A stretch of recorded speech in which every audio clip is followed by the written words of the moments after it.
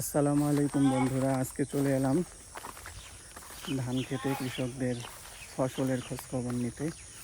এখানে ধানগুলো রাখা আছে আর ওইখানে আছে চমৎকার কিছু ক্ষেত খামার। চলুন আপনাদেরকে দেখাই।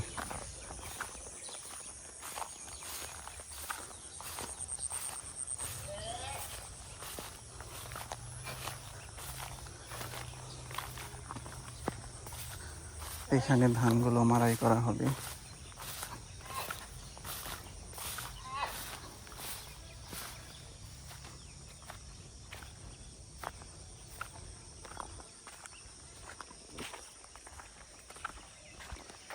এখানে ধান মাড়াই করা হবে, এরপরে ধানগুলো ঘরে তোলা হবে।